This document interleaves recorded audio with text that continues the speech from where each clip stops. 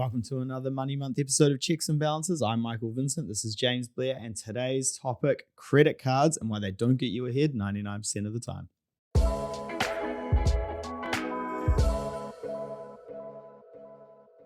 We're back. We've got away from debt a little bit, and now we're back just beating up anybody with a credit card. Debt. Not Call good me kind of daddy. Nobody's ever calling you debt daddy. I feel like I need some therapy just off that reference. Ravi's lost it. Yeah. Sorry. Ravi's not lost it. Ravi's just thinking about how he's going to deal with the media fallback of this. But let's jump into it. So let's set the scene a little bit, Mike. How many credit cards do you think? I mean, you're looking at the notes, so you're going to know. But, so what is there, about 7 billion people in the world? Yeah. How many credit cards do you think there are in the world? Oh, I'm going to hazard a guess and say 2 billion. 2 billion, mate. It's amazing how you got there. 2 billion credit cards. Yeah. I don't know what the stat is of how many people have access to like internet. Well, if you chop down maybe like half are eligible. Yeah.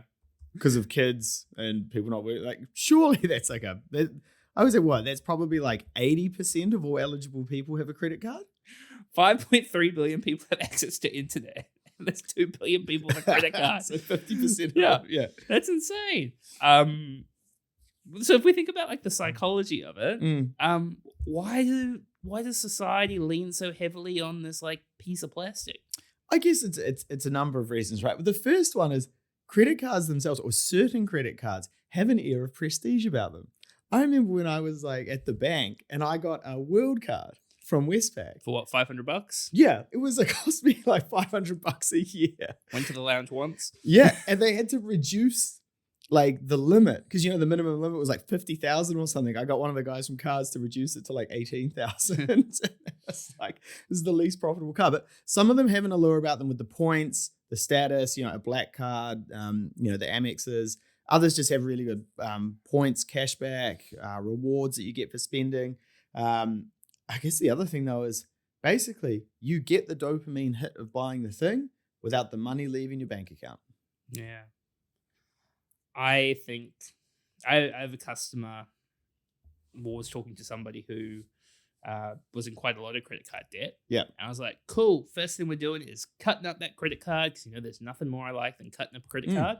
So I went to go, let's cut that credit card. And he was like, whoa. This is a Westpac World card, James. I get access to the lounge. I've actually worked very hard to get this card. And I'm like, I can see you've worked quite hard to get that card. But I was like, this is so obvious. Like, you have to cut up the credit card. Yeah. Because you clearly haven't been trusted with it. But it was like I didn't want to give this up. Yeah. And I get that, right? And again, it comes down to a number of things. Like when someone whips out the ASB debit card, no one's looking at you like, whoa, big spender. Yeah. Chill out. It's almost like, who cares? People care. People care what people think about them. Yeah, there's a lot of stuff that's status symbol. Yeah, that is true. That is the Instagram life. I mean, the other piece is obviously the benefits of online shopping, having access to debt, which is an emergency fund, and then there is convenience with it, right? Whether it might be traveling overseas or whatever it might be. Yeah, and you do get things, right? So you get a number of days interest free on them. You get travel insurance on some of them. I get lounge access. You get insurance on the products that you buy. And it is easier to claim back money from fraud on a credit card than it is like physical cash, like on a debit card. That's true. Yeah. I had my credit card stolen maybe like 3-4 months ago. When I say stolen, the wallet fell out of my pants in Parnell and somebody just picked it up and was like, lads, it's on me tonight. Yeah. And because you can do the pay wave for $80. And it was literally Glengarry Super Liquor Land, Glengarry Super Liquor Land, dairy. Yeah. And yeah. So anyway, I got all that money back. Yeah. Which is good. Well, I've had mine hacked. I was actually traveling overseas, which is quite annoying. They hit it and it was like Sainsbury's, Tesco's, Pizza Hut, Sainsbury's, Tesco. So exactly the same thing. And then your person sounds a little bit more innocent. No. It's just that you can buy a lot more from them. You can buy vodka from a Sainsbury's. But same thing. And then like they just refund the money. Yeah. And like 24 hours later, it's basically working. Yeah. Yeah. So you mentioned about like the dopamine hit of being able to buy something now without having to save for it. I mean, that short term, there's that short term thrill, but probably that long term financial burden. Yeah. And nobody of these 2 billion people, nobody goes into when they get a credit card going, this is going to ruin my life, isn't it? Yeah, absolutely. The issue is that people use them for luxury items and generally things that they don't need, and they will use it on things that they otherwise would not have bought if they were using the cash out of their bank. And I know that sounds like a really bizarre thing to say, but it is different when you are spending the cash in your bank to when you are spending on a credit card. And credit card companies know this, banks know this, and they rely on it. Yeah. And then we said 99% it's a bad idea. That 1%, or actually, it won't. So 1% of people are fine with a credit card. Probably 30% of people argue that they're okay with a credit card. And the reason for this, Mike, is those sweet, sweet, sweet rewards and cashbacks. Yeah.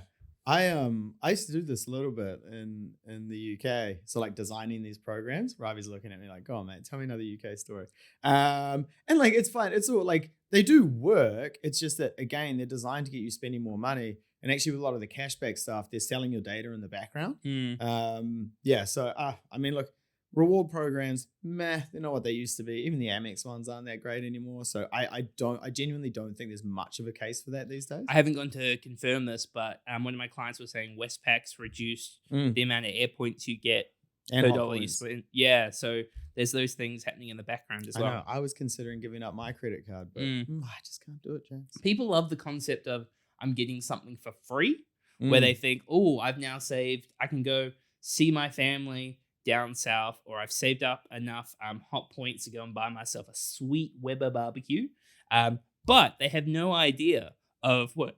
Not a fan of the Weber? No, I've got a Weber. It's just, I don't want to go into it. But people have no idea how much money these things actually cost them.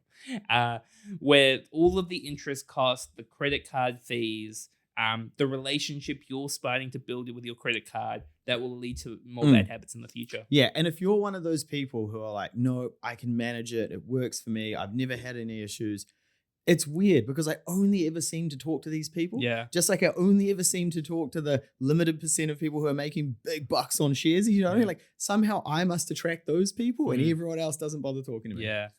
Now, Mike, every time we go and do a webinar or a seminar in a business, and if you'd like us to come and do one, reach out, but is about credit scores. Yep. Mike, I need a credit card to boost my credit score so I can buy a house in the future.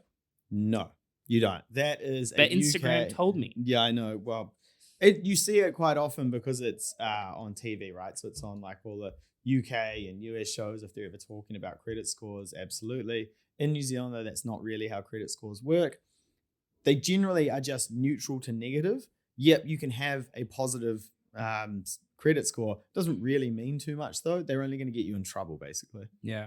So let's go into the hard facts and a couple of studies. So on average, in 2021, the average household in the States had over $5,000 of credit card debt. And that's, again, not a surprising thing. You know, 5,000 on average. I don't think that's surprising on at all. averages. Have you ever seen any of the Dave Ramsey's videos where the guys call up and they're like, yeah, hey, Dave, I've got, just want some advice. I've got $300,000 of student loans, $300,000 of credit card debt. I earn $30,000 a year and I'm 21. Please help me. Declare bankruptcy. Just take the hit. Yeah. Just take the hit.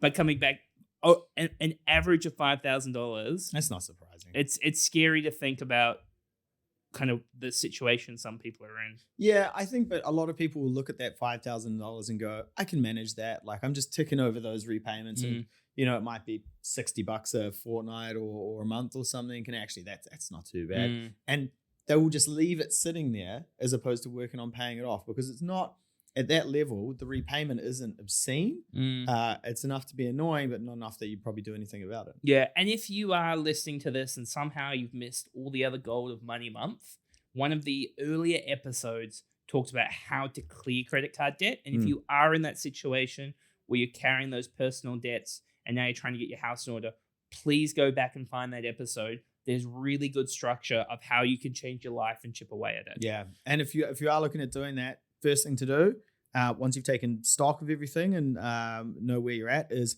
look for a balanced transfer. 22% interest is much harder to pay off than 0% interest. Look for a balanced transfer. They'll give it to you probably for 12 months at 1%, 0%. Smash it over that 12 months. Yeah, and the reason why we're saying 0% transfers is because these credit cards have an interest rate of like 15% to 30%. So if you have a credit card balance of, say, $10,000 that you owe, you might be paying $3,000 a year in credit card in interest on the credit card debt, plus trying to pay it back. That's a lot of interest on a debt that size. Yeah. But if you can do a balance transfer, then you can instead of that $3,000 just going towards paying the interest, that is knocking down the principal to $7,000, which reduces your interest costs a year by about 30%. So really, really good step from you, Mike. Yeah, absolutely. What's the most credit card debt you've ever seen with a customer? 50? 110. You've seen 110? Yeah, across I think it was like 5 cards, 3 banks. Yeah. How many people do you see hiding credit cards? Probably a third. Yeah, a third of customers are hiding credit cards from their partner. How did the person who got into the $110,000 of credit card debt over 5 credit cards? Yeah, lifestyle. Just a straight lifestyle play. And how were they feeling about it? They were feeling fine. They were coming to me for another credit card. Yeah, I remember because I made a mistake at the bank. I made a mistake. Well, you gave him a first 5? No, I made a mistake at the bank, which indicated I would have approved it. He got his back up because I was like, whoa, like, hang on, no, we haven't approved anything here. He laid a complaint like to my manager. My manager was like, not on your Nelly. He then went to one of like the directors or like general managers at the bank who he knew and was like, they approved me a credit card. I want another credit card. So it just came down like, give this guy a credit card.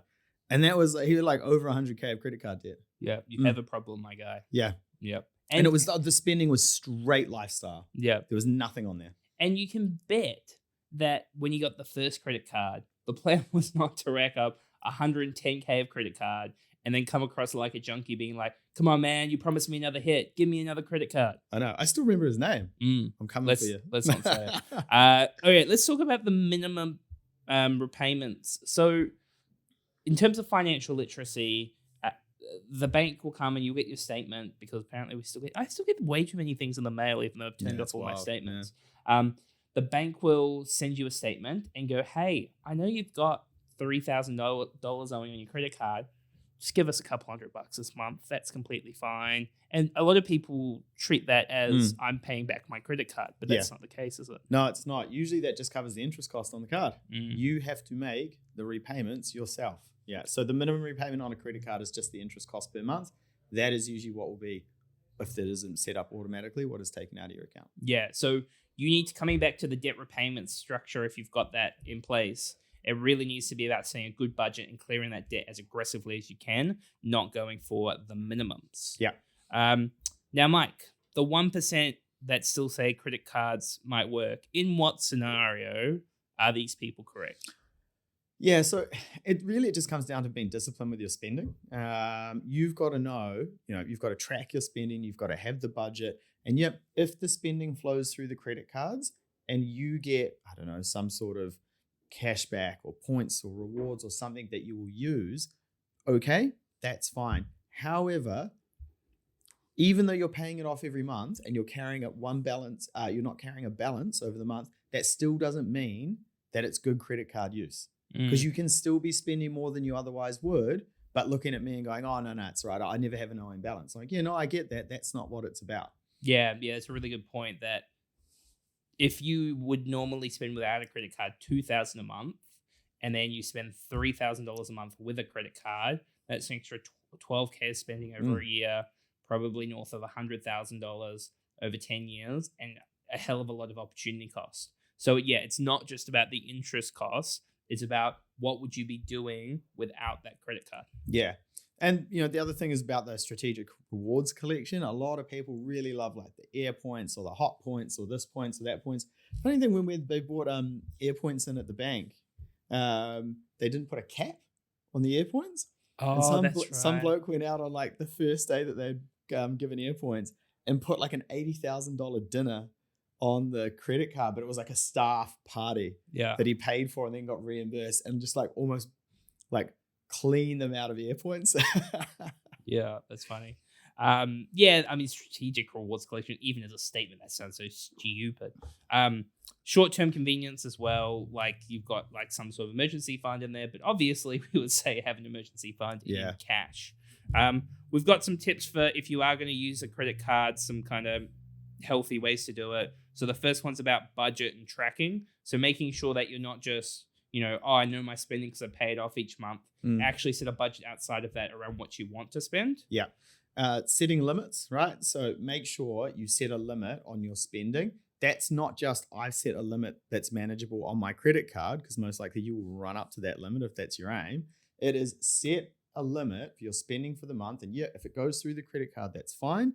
But that's the limit that you're spending on. And if the bank tries to send you one of those nice little letters in the post saying, hey, you're a great customer, James, we love you, have another couple cheeky K. Yes, up that limit. Say no. It is a trap. They will get you spending more. Yeah, that's right. Use automatic payments to make sure that you're repaying it, because a lot of people, even they say they pay it off each month, they do forget. And educating yourself, right? Making sure that you're looking at the hidden charges, you're looking at the international transaction fees, late penalties, all of those different bits and pieces. Yeah. So if you've listened to this episode and you thought, man, these guys are great, I want to share my credit card story as well, take a photo of the front, take a photo of the back, give us a little CVV code, send it on into Checks and Balances. We'll do you right. In all seriousness, because Mike's about to go on a holiday that needs to be funded, my thoughts on credit card is 9 out of 10 of people shouldn't have them. If you are very, very confident in your spending habits and you know where your money is going, then that is fine. If you are not that person, if you know you could be better, grab a pair of scissors, chop that bad boy in half, send us a picture with the... I'm joking. But yeah, cut it in half is the action if you do not need it. If you do have one and you want to keep it, just make sure you've got proper kind of protection so you're not ending up, the big thing with the bank is they're not a charity. They are making bank off these products, and just make sure that if you're going to use it, you're making the most of it. You're not helping them, deliver those record profits. Yeah. Thank you for joining us. Please give us a sub, give us a review and a like, and we'll see you again tomorrow. Cut it, Daddy.